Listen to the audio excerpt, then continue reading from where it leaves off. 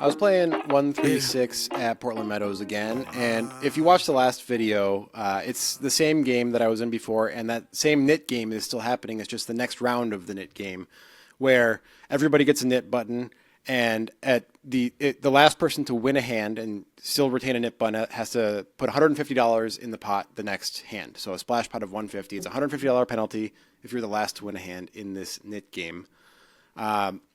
It's not the same as last time where there were 2 left. That was scary, but I made it out of that one alive. Check that out if you haven't. In this one, there's 5 remaining in the knit game. 136. The villain is directly to my right. He is +3. And this guy is not from the area, but he's been through before, and he's like aggressive and a non-believer and just kind of like what we used to call a fuck you player. A wise man's life is based around fuck you. If you remember that back Sure. in the day. Like, just like, Sure. no, not you don't win, I win some way, somehow. I'm going to win. And this guy today has been getting canceled like Kevin Spacey. It's been bad. He's down like $3,000 or $4,000. Like, he's Canceled like Kevin Spacey. Yeah, I just came up with That's with weird, that. dude. That's Yeah. a weird one. It makes it sound like he's been saying really offensive things at the table. and everyone's... I get it. It's Okay. tough. I'm trying to come up with a fun way to say he's down a lot. Yeah, I you know? understand. It's a good try. I think we got to workshop it a little bit, but let's go on. Let's move Anyway, on. it's a 1K max buy, and he's down 3 or 4 buy-ins. Okay. So his nose is a bit open right now. Yeah. And importantly, the knit game is on, and he has 940 in his stack. He opens to 40 +3. I'm in the low jack. I have 3.5K in my stack, and I have aces. So the knit game is such a beautiful time to have aces. Yeah. So nice, because everybody's incentivized to continue in the hand when they have a button, and he has a button and I have a button also. So we're both still in the knit game. How do you want to do this, Jonathan? What's your plan? I want to go extra big against this player who's been getting crushed and is a fuck you player. So Yeah. I think $200 is called for right here. As soon as you said you had aces, I'm like, $200. It was like the first thing I thought in my mind. We're going to 5X this thing. This guy's unlikely to fold. We get to be heads up. If he calls, great. If he shoves, great. Being heads up against him is a beautiful thing. I think it's, worst case, everyone folds. We lose our knit button. We win a little bit of money. That's fine too. That's what I want to do. What'd you do? Yeah, I have all the same reasons, but I went 160. I mean, with his stack at 940, he already opened pretty big to 40 Yeah. at 136. Like, it's already going to be like 2 streets I can get it in if I want to, type of situation. Yep, that's fair. If I make it 160. Yeah. The only other option really is to flat and hope that somebody behind with a knit button decides to take a shot, because the three bet percentage at the table is much higher during Yeah. the knit game than at any other Fair point. time. Fair So point. I think that is a reasonable strategy. The thing if is- there's multiple knit buttons behind you. But you're like a kind of a big time 3-better yourself in general, right, in that game. So like Sure. you flatting is already, anyone who's good should be a little suspicious of you flatting there, because you probably don't have that many flats there.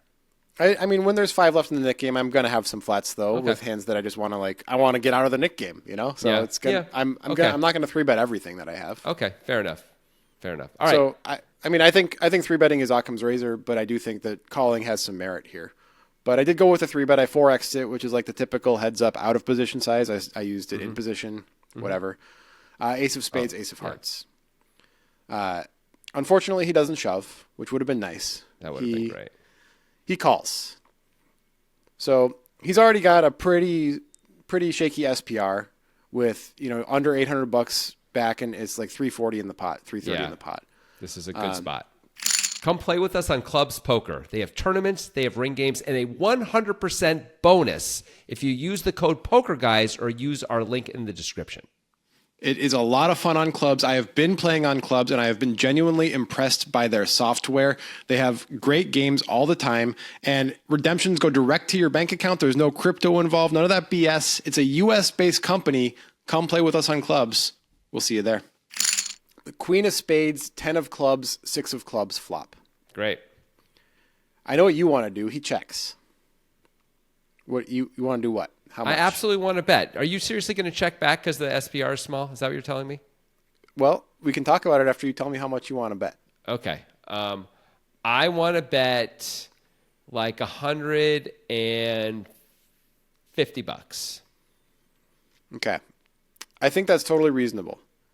My thought process was this guy's nose is open. I've seen him get wacky lots of times. I've seen him bluff lots of times. I think his pre-flop range is Grand Canyon. So I think that the chance that he has kind of a nothing hand that will try to bluff me is higher than the chance that I can get paid easily on 2 streets, starting now at least.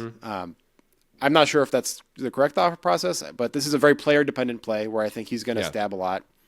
If he checks the turn after I check the flop, I think for sure he has something, and then I can play accordingly. Okay. Right?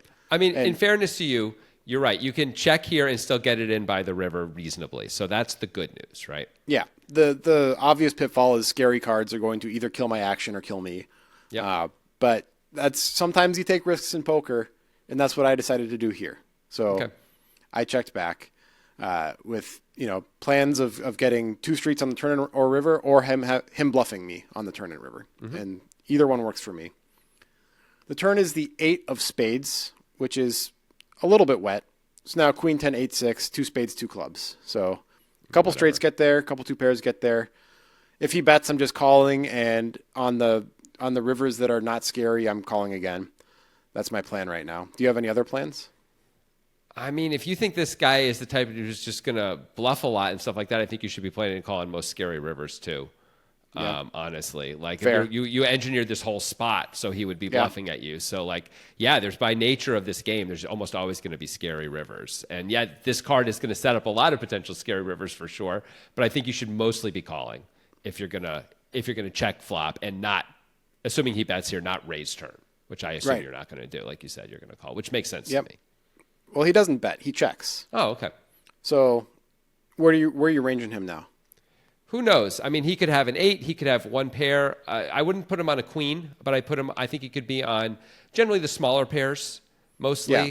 I was thinking a 10, an 8, or a 6 are pretty likely. I don't think he has a draw, and I don't think he has a random 4-5 of diamonds, because this is a player profile that I think is going to bet the turn when he has the opportunity with all of those hands. I would assume he's betting a lot of his 10s on the turn when it goes check, check. He might. Because to protect his hand, and also just because he thinks it's best. Yeah, he might. So I generally put him on a worse hand than a 10. But obviously he can have some 10s when he checks here. Yeah. So how much do you want to bet? Because obviously we can't check again. Now we're going to try to get it all starting now. Yeah. Okay. I think we need to go a little bigger than what my flop sizing suggestion was, which was 150. There's like $330 in there, 335, something like that. Yeah. 340. I'm going to say 185, 190, something like that. I bet 200. Yeah. 200. He called. Great. So I'm feeling pretty great about things. I mean, there's obviously cards I don't want to see. For sure, a scary card's coming. It's only a little scary, really. Okay. It's the 4 of clubs. So how is that even scary? Wait, we got Queen, 10, 8, 6, 4? Yeah, and the 10 and the 6 were clubs. So okay. So 5-7 comes in and clubs come in. Yeah. Right, okay. Which he would have likely bet on the turn anyway. Right. He checks. Okay, good. So are we sticking with the move-in plan? Do we expect to be able to get called by 8s and 6s with a move-in, or should we go smaller? This is a great question. I think it's hard for an 8 or 6. I don't know. He's an FU player. Maybe he's just going to call anyway. Let's see. There's $700. He has less than a pot back. He has 620 back, and I think there's like 775 in the pot or something. I don't think we should bet huge because his range is so weak. This is, by the way, a reason to bet the flop a little bit, right? Because we can go small, and get more money in. But so be it. Here we are. And I understand your reasoning. Don't get me wrong on the flop.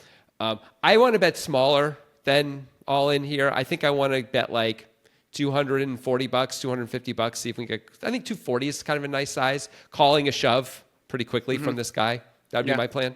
What'd you do? That makes sense. I think if I go small, I want to go even smaller than that to get the click. Okay. The click. Really try and bet like 100 or 75 or something. Get him to lose his mind. That's reasonable. I think that did cross my mind. I did consider doing that, but I thought a bit more about it. And this player profile, I've explained it a little bit, but he's also the type of guy who is paying attention to other people's stories, but never, ever, ever believes other people's stories. Yeah. He's I always read the story and I always hear the bad part of the story. I never really hear the other side of the story. So I think he just doesn't believe people ever. Yeah. So I decided to go for all of it. I decided to Okay. shove. Rep ace king, basically try to get called by Yeah. one pair. Yeah, because Yeah. he's nephew player. That's reasonable. Yeah. And the story of me checking the flop is going to mess with this guy. I know it. I know the like level of thinker that he is, the type of player who's like not putting me on an overpair ever when I check the flop. Most players won't, but he's not even giving any credence to that thought at all. So he tanks for what feels like 25 minutes. He tanks for a really long time. He like almost puts the chips in Yeah. a bunch of times. I'm just like, please just put the chips in. Please put the chips in. I know he's not like nit rolling me with 2 pair or something. Yeah, I know yeah. that's not happening. I feel very good about my hand. So what does he do? He eventually calls. He does call. Ah, Yeah, it works out. He says the check was on the flop was why Yeah. he called. yeah. So That's cool. I'm guessing he had like 8-9 or something like that. It's possible you just get it all no matter how you play it with this It's guy, possible. you It's know, possible. which is great. Yeah. But Yeah, that's a cool sometimes- way to play it. It's a sometimes weird, you can't- weird way to play it. But cool. Sometimes you can't win a hand, and sometimes you can't mess up a hand. This might have been one that I couldn't Right. mess up. Sometimes Unless you're I destined could to have get checked it the all. river. I could have checked the river. That would have messed up the hand. that would. I mean, come on. You're never Yeah. checking the river there. Yeah, probably not. Never. Anyway, Nick game was going pretty well for me at that point. Yeah. Sick and tired of being tired of being sick. In my head 24/7, how I'm supposed to pay the rent. Mr. Practice, I don't play. Friday nights we on the bench, trying to come up with a play. If it don't work, then hit it lick.